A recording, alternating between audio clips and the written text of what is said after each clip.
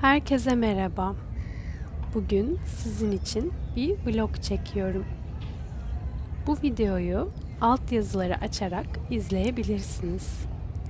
Transkripleri de internet sitemde var.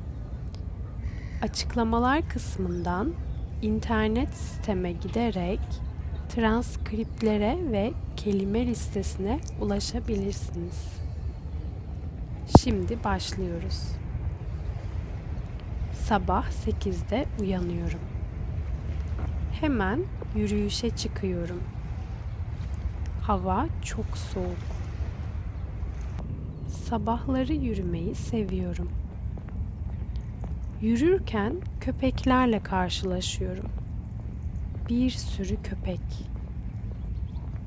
Ben köpeklerden çok korkuyorum. Ama galiba bunlar iyi köpekler. Bana bir şey yapmadılar. Birlikte yürüdük.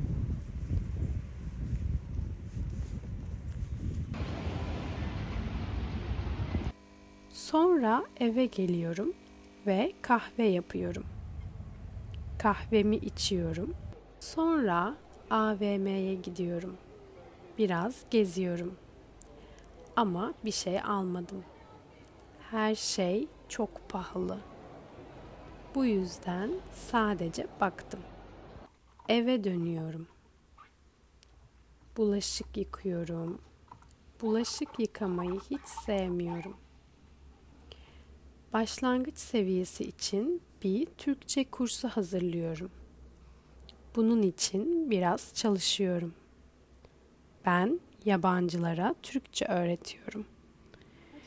Bir öğrencimle dersim var.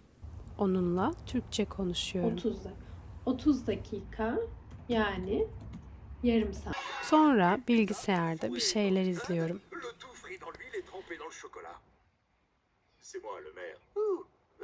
Çay içiyorum ve uyumaya gidiyorum.